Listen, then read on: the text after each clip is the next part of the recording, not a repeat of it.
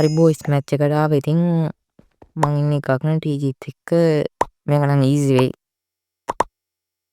මෝතිකෝ 2v1 එකක් කෙලින්ම යන්නේ.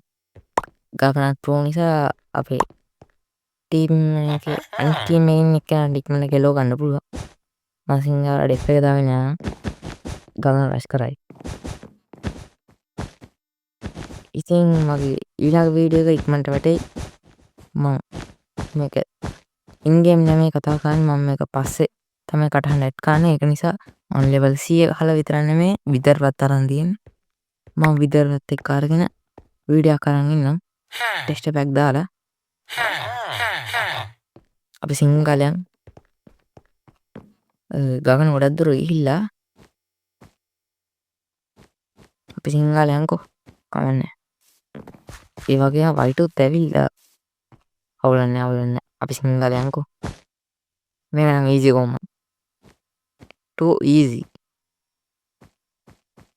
මං හිතන්නේ අර ඉන්නේ අපේ අනිත් පැත්තේ කෙන. අවු අපි හොඳ